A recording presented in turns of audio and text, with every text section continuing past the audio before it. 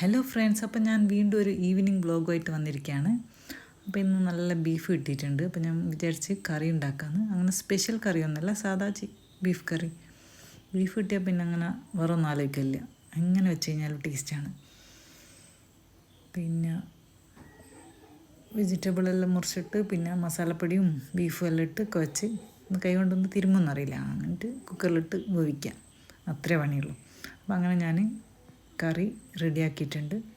അപ്പോൾ ചോറിന് മുന്നേ തന്നെ വേഗം കറി റെഡിയാക്കിന്. ഇന്നൊന്ന് പുറത്ത് പോകേണ്ട ആവശ്യമുണ്ടേനു. അപ്പോൾ വേഗം കറിയങ്ങ് ആക്കി വെച്ചാൽ ഉമ്മ പറഞ്ഞ് പൊറോട്ട വാങ്ങാം. അപ്പോൾ ബീഫ് കറി ആയാൽ പിന്നെ സമാധാനമല്ലോ. അപ്പോൾ ചോറിൻ്റെ പണിയെല്ലാം കഴിഞ്ഞ് പിന്നെ നമ്മൾ പുറത്ത് പോയിട്ട് വന്ന്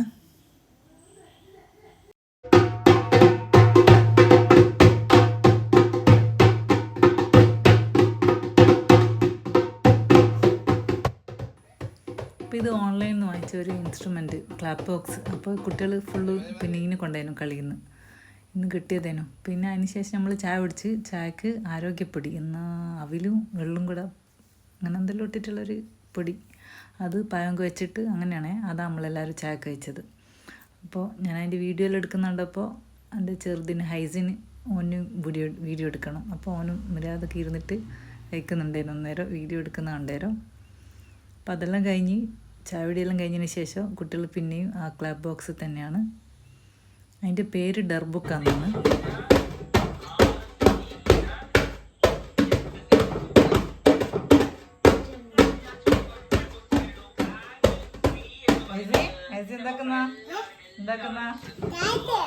പാട്ടാ പാട്ടാ പാട്ട്.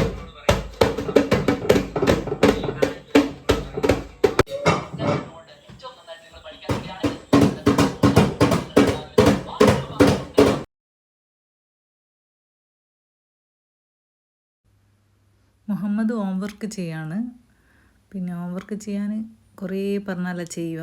പിന്നെ അവന് സ്കൂളിൽ തന്നെ അധികം ഹോംവർക്കെല്ലാം ചെയ്യുക, വീട്ടിൽ നിന്ന് ചെയ്യണ്ടെന്ന് വിചാരിച്ചിട്ട്.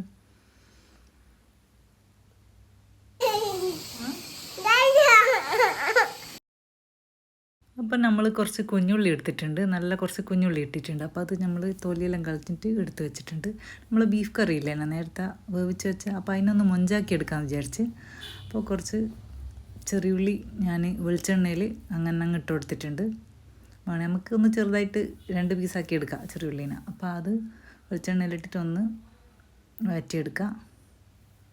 പിന്നെ ഇതിലേക്ക് നമ്മൾ വേവിച്ച് വെച്ച ബീഫില്ലേ അതിട്ട് കൊടുക്കുക. ചെറിയുള്ളി വല്ലാണ്ടങ്ങ് വയന്ന് കിട്ടേണ്ട ആവശ്യമൊന്നുമില്ല, ജസ്റ്റ് ഒന്ന് വന്നാൽ മതി. ഇനി ഇതിലേക്ക് നമ്മൾ ആ ബീഫ് കറിയില്ലേ അതിട്ട് കൊടുക്കുക. ഇപ്പോൾ കയ്യിൽ നിന്ന് പോയേനെ. ഇനി ബീഫൊന്ന് നന്നായിട്ടൊന്നും കൂടെ ഒന്ന് തിളപ്പിച്ചിട്ടെടുക്കുക. ഒരു 5 മിനിറ്റെല്ലാം മതിയാവും.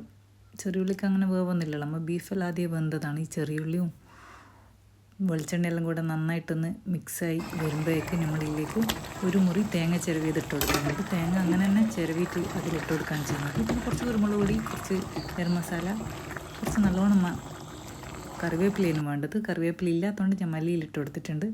ഇതെല്ലാം കൂടെ നന്നായിട്ടൊന്ന് മിക്സ് ചെയ്ത് കഴിഞ്ഞാൽ നമ്മൾ അടിപൊളി ടേസ്റ്റുള്ള ബീഫ് കറി റെഡി ആയിട്ടുണ്ട്.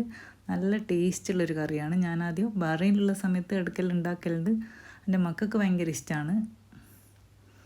അപ്പോൾ ഇന്നത്തെ കറി ഇതാണ്. അപ്പോൾ എല്ലാവരും ഇതൊന്ന് ട്രൈ ചെയ്ത് നോക്കിയോക്കോ. വലിയ പണിയൊന്നുമില്ലല്ലേ, ബീഫ് കറിയിൽ കുറച്ച് തേങ്ങയും ചെറിയുള്ളിയും ഇടണം, അത്ര തന്നെ. അപ്പം നമ്മളെ ബീഫ് കറി റെഡി ആയിട്ടുണ്ട്. പൊറാട്ടയും പിന്നെ നല്ലൊരു കട്ടൻ ചായയും. അപ്പോൾ അതന്നെ മതിയല്ലോ അല്ലേ. അപ്പോൾ ഇതാണ് നമ്മൾ ഇന്നത്തെ ഡിന്നർ.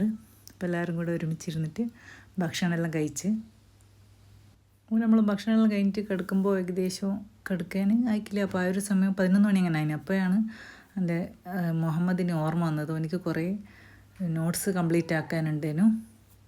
അപ്പോൾ അത് കംപ്ലീറ്റ് ചെയ്യാണ്. അത് രാത്രി ആയപ്പോൾ എനിക്ക് ഓർമ്മ വന്നത്. അപ്പോൾ അത് എഴുതാനിരുന്ന് അവസാനം 11:30 മണിയെല്ലാം ആയിന് കഴിയുമ്പോൾ. എന്നിട്ടാണ് ഓന് ഉറങ്ങിയത്. അപ്പോൾ ഇത്രയൊക്കെയാണ് ഞങ്ങളുടെ ഇന്നത്തെ വിശേഷങ്ങൾ. അപ്പോൾ നിങ്ങൾക്ക് ഈ വീഡിയോ ഇഷ്ടപ്പെട്ടാൽ ലൈക്ക് ചെയ്യാനും ഷെയർ ചെയ്യാനും മറക്കരുത്. Okay, thank you, by.